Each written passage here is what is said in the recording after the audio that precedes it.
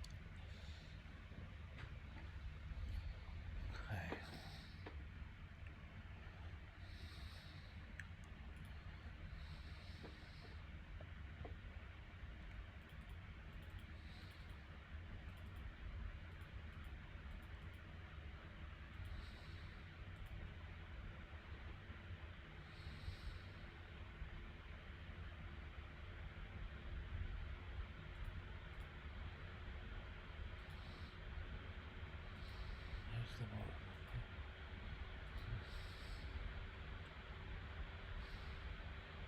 Let's just take f7 would have worked. King takes f7. Maybe. Yeah, I was thinking queen h5 check. And then any way to cover the bishop, the king has to go way out into the open, really. So let's try that. That could be fun. I'm gonna play this against the computer on practice. I was thinking bishop f7. What did I play in the game? Probably something a little more, yeah, a solid game from the previous position, but definitely not the best move. We're looking at this position as being similar in a lot of ways to the Muzio Gambit, which had its option to be played, but wasn't. Now looking at just how many pieces White is training at f7 with even a pawn to boot in some cases. So I said, well, this is definitely better than before. We might be down a piece overall. Nope. Normally, most positions, this would show black ahead by like over here, right? I don't know if anyone can see where I'm pointing at. I don't think you can see, but by the 2 on a2, that's where the position is by material. Instead, because of all the attacking power White has, this is almost 3 in the opposite direction. You rarely see calculations go so far against the material lead as this. It's just this is the nature of this position, is that I think black is caught flat-footed here.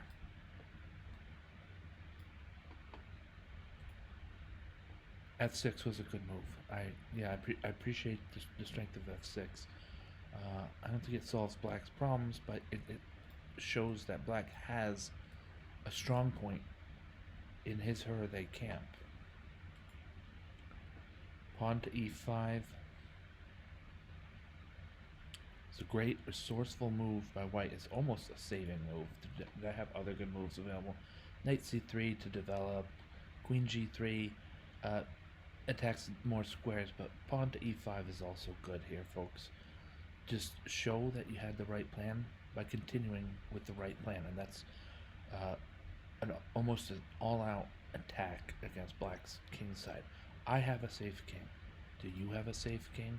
Because I have a safe king. Knight c6 is a good developing move, but just too slow. White's going to barrel through here. And instead of trading queens in order to recapture the lost material, that might have been fine because White's doing well in other aspects of the game. Like I said, king safety, and then get some pieces out. But watch what happens. Against a strong player, you reduce. It's called reduce to remove. You want to remove the material balance, so you trade off a few pieces, and it doesn't always work out so well. Look how quickly that. Look how quickly White now has the advantage, but nah.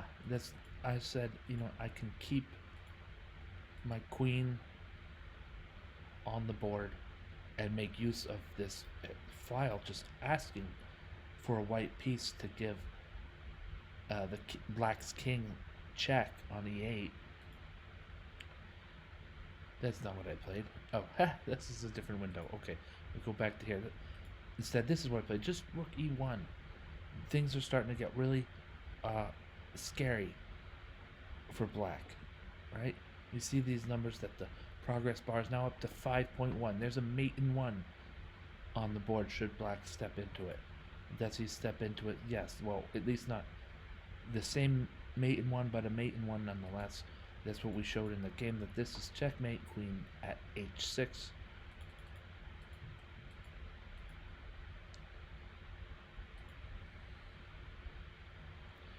So we'll even play this out against the computer. Sometimes if I have fewer than, like 2.8 on the progress bar against the computer, if I'm ahead by 2.8, yeah, I might not make that work.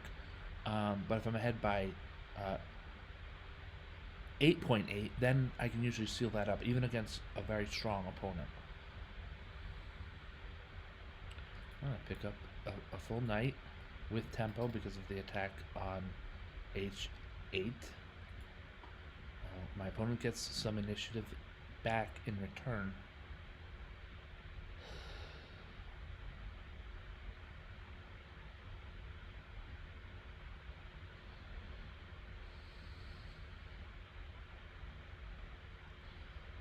So I'm going to try to be flexible in my response here. I think the most flexible move is queen to h4 here. Attacking a pawn, still bearing down on the pinned piece. There's the opportunity of queen h5 check. We're covering e1 should a back rank checkmate otherwise evidence itself. I think queen to h5 is a strong move here by white. That's the best move, so that's good. This pawn, if I capture on d5, then I don't think. Okay, you can part way out then.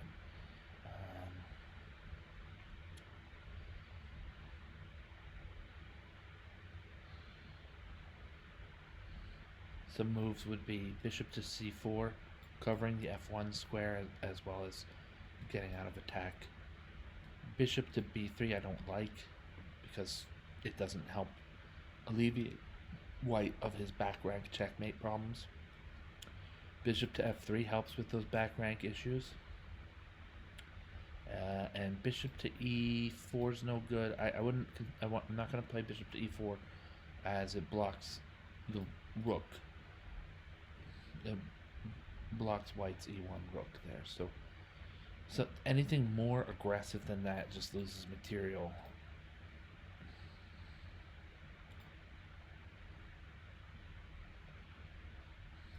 All these moves lose material. All these moves lose material. So bishop takes d5. That's from a previous move. And there are more. There are other ways for white to proceed. Queen h5 check.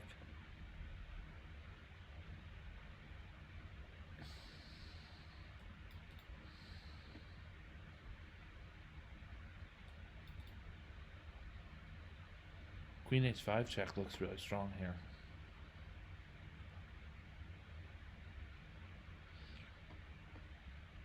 Bishop f3 though has the promise of bishop h5 check as the next move, and that looks even stronger. And our tail is covered where we're not getting back rank checkmated. So we would calculate. I'm going to use this time. I'm just going to calculate them. Queen h5 check.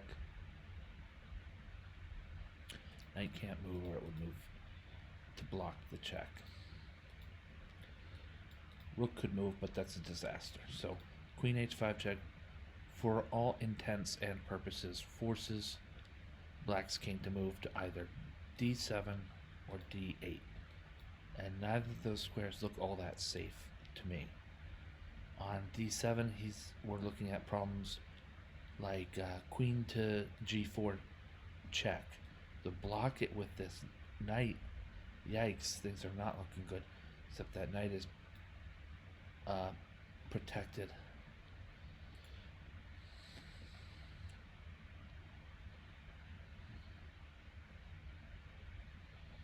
There's also so queen h4 check, king to what were we looking at? King to d7. I think even better than moves that put black in check with the queen are moves like bishop to e6 check.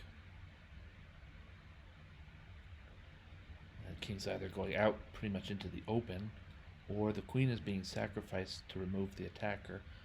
A queen against a bishop and a rook isn't also bad, except that I'm already ahead in material.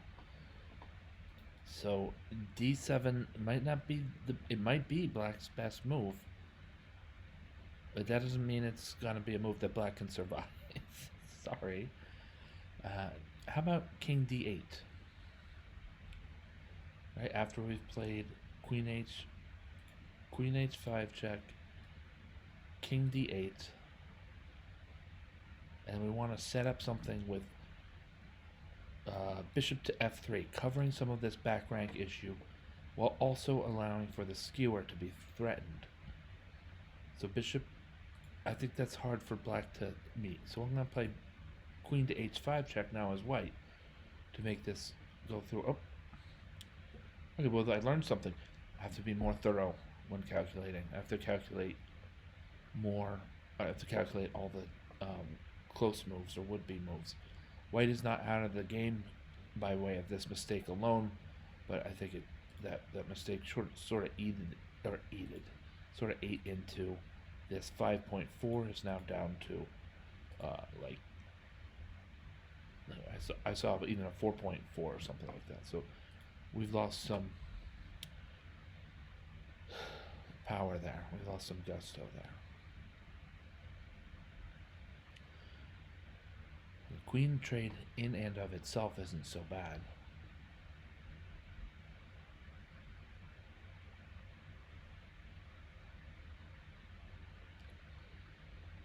Queen e4 and queen e2 both pile on the pinned piece. That doesn't seem too bad either. Swapping queens gives white a position where he's ahead by one pawn, which is okay, but I don't, against the computer, that's not for me. Against a human, I might be able to, work my endgame to a win.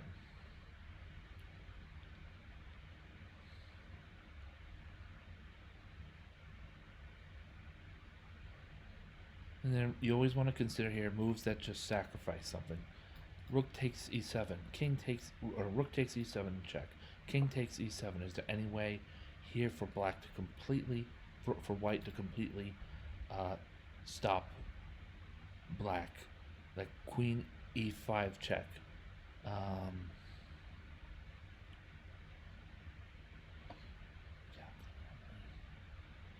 King can move to d6. He's starting to get out a bit too much in the open. Move to d7. King can move to d7 or d8.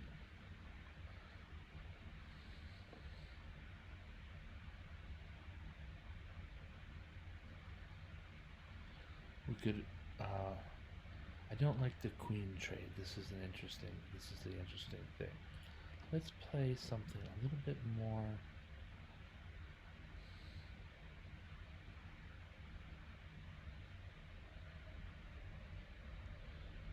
I'm gonna try queen e2. Alright. Best move is good.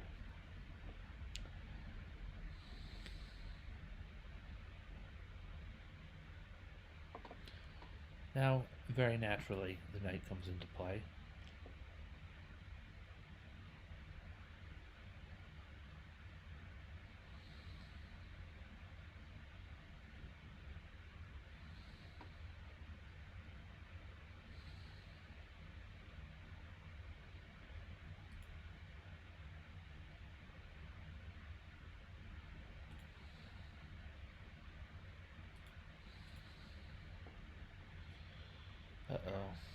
we seem to have lost what we were aiming for here.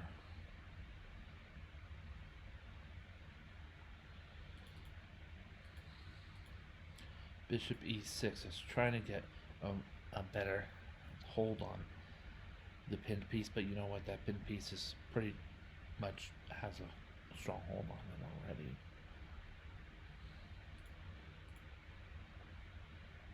Bishop to f3 here just knocks out a lot of black's most aggressive options. Kind of steadies things a bit without losing any material.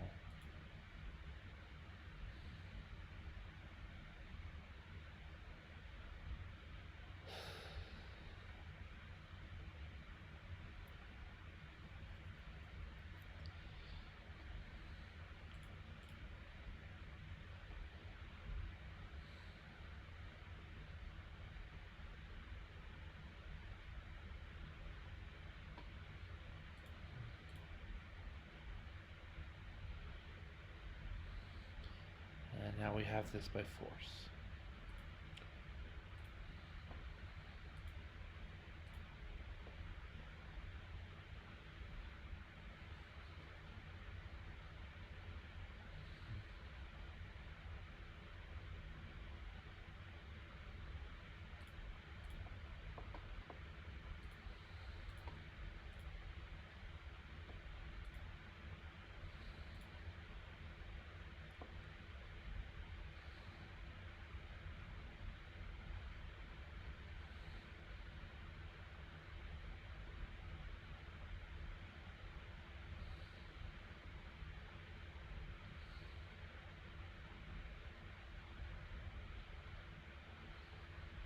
It's a nifty. So sometimes logic. This is tough to explain computer software wise, but the move is rook to e8, most definitely. And my computer opponent knows exactly what I'm talking about. But you talk to a chess player, rook to e8. They're saying, yeah, you get the trade, but what about the chess player said, what about rook to a7 or even rook to a6? Once the rook has gone to a7 or a6, how strong are his possibilities soon thereafter? And not only that, the comparison move, rook to e7 check, is still available after rook to e8. Rook to e8 is the more strong and straightforward win. You force your opponent to make even just this one concession of being sort of barred behind the rook's own pawns. It doesn't have to be in this situation because I'm up a bishop, but why not do it for the security of it, and why not do it so that when it does come down to a move like this, you have just that extra edge. Rook e8 here is a strong move, right? The rook is either going to trade himself, and now the game is very, very won, right? White here has extremely strong advantage, so black didn't want that, and so then rook e8 is just clearly better than rook e7 check. What do we get on rook e8? Torch is saying 4.1, and on rook e7 about the same. You know, because now I get this pawn, but even at that, I don't get this pawn because of the bishop on c2. So we're gonna go back. My original move, rook e8, and yeah, my opponent wants to trade there. And just this bishop could go somewhere safe, but the active bishop wants to go to f7.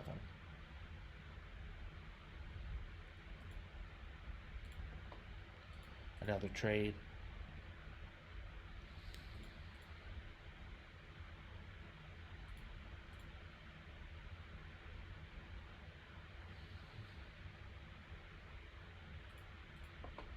Now, we see black has to more or less babysit the king side here.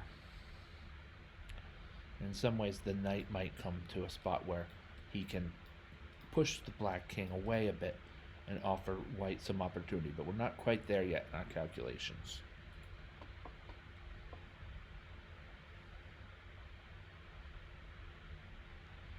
Now, one move that seems enticing is knight to a4.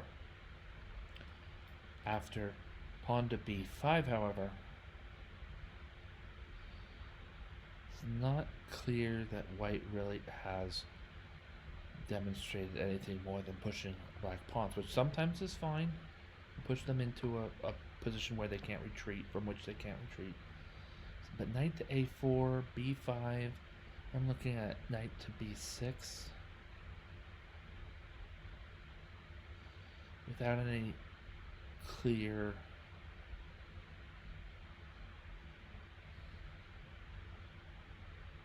maybe knight to a7 and then c5, but that renders the b5 pawn without a defender, so knight to a4 is fine.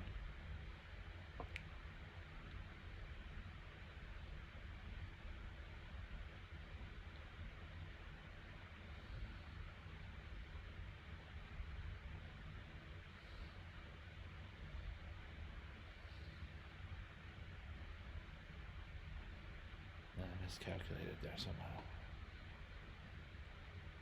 How was I getting to a7? I don't know. There's no. Oh, we could try this.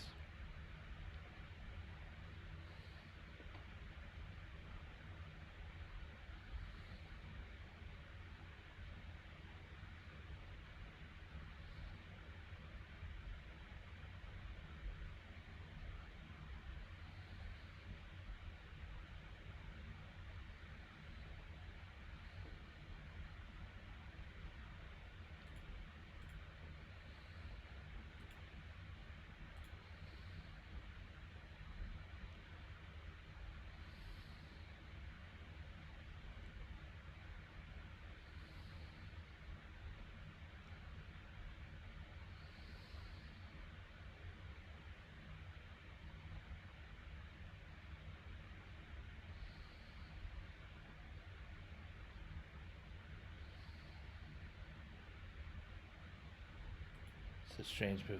I think knight to a6 is the strongest move here.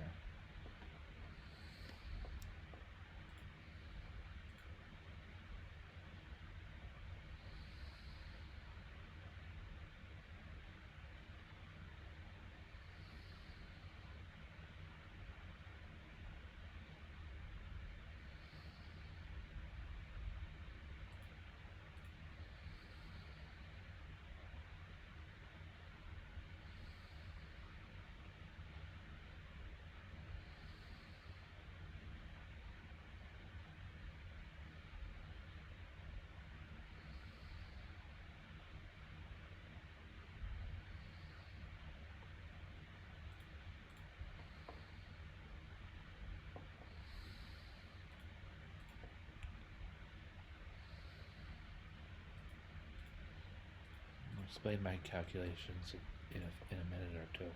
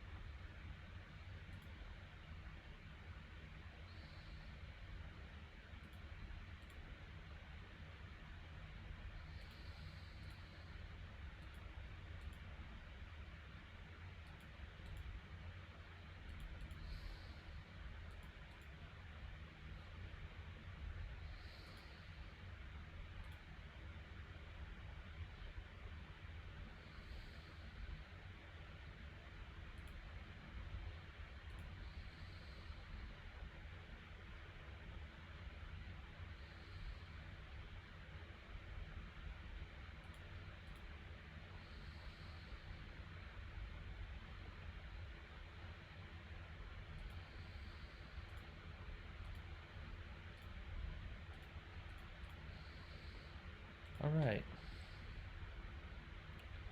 Interesting endgame. Let's go back through this. Some of my calculations.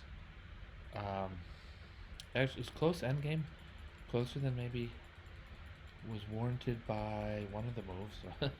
One of the moves around here Okay, so we got this rook trade I was talking about. And white wants to put space away from the king. And trade pieces is still nice. Bishop takes b3, a takes b3. Kind of, black gets to say, hey, I doubled his pawns, and white gets to say, I'm the only one left with a piece. Let's give him a hand. That was too direct. Anyway, so we have the double pawns here and the knight over there. So I kind of get my pawns rolling. It's not all, some of these are inaccuracies, but they still serve a winning plan. H3. And now the pawns are showing that they are more nimble against the knight than sometimes. The pawn falls. And here, this is an interesting move. Why, when you might think knight to b7, right? Do something or lose your a5 pawn. The something to do is pawn to a4. We're capturing back. Pawn takes a4, and then pawn takes a4. But lo and behold, this is not as good for white as the king sort of blocks the white knight's re-entry into the fray. Not into the game, but into the fray, into the part of the game that matters most. And I'm wondering to see if I've calculated that accurately. I know that knight to a6 was looked upon favorably. It's an excellent move. And I'm wondering if knight to b7 has some wrinkle in it that I haven't quite checked yet. The computer likes knight to b7. Yes, maybe. The computer likes knight to b7 more than other moves. Though I am a little suspicious of king d3. I guess black is getting behind white's pawns and trying to pick them off. It's not gonna happen with only one pawn against a knight and two others. But it's a try nonetheless. Its position is almost, I don't like the word hopeless, but this position is not good at all for black. And with king to d3, I'm pretty much going to capture on a5. See that sort of pan out here. King to d3, knight to a5, and but white can even sacrifice this knight.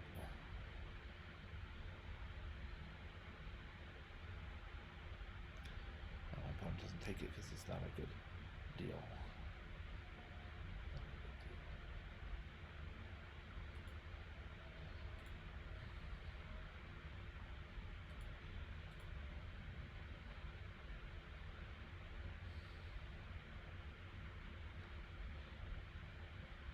Alright, and the pawns on the king's side are still there, so.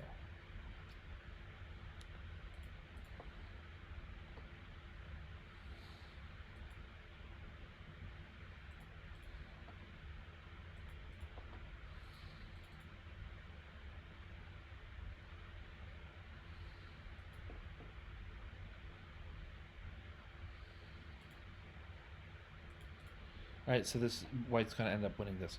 We were back here when the king moved to d3. I wasn't so sure about that. So king to d3 here. More practically, a4. White still has the game, but b takes a4. Now I'm more worried about who's going. Now I'm more worried about black promoting on a1 than I was worried about black promoting on a1 or b1 combined. So king takes the king moves to c4. It's white's turn to move.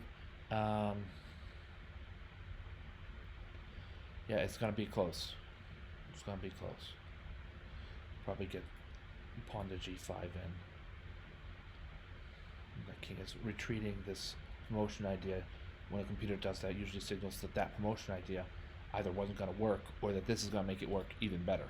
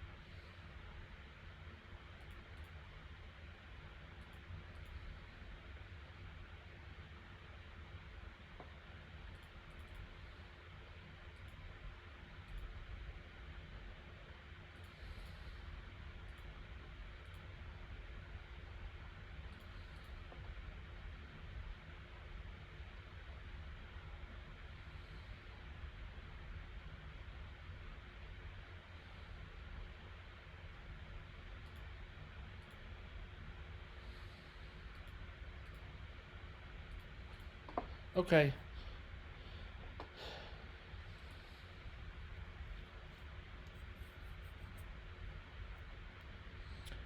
So a few different ways to solve the queenside endgame in that endgame from the position before King D3.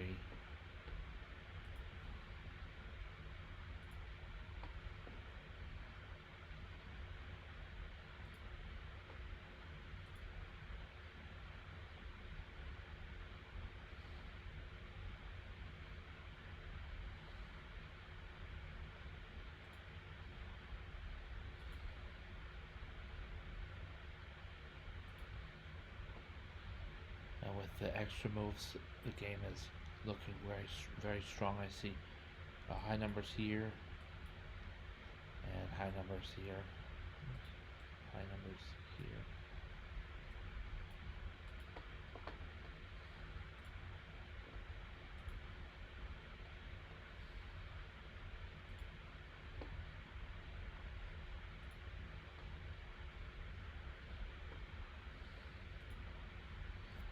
All right. I think that's it for this session, folks. It's probably it for the night, the day, or however you want to say it.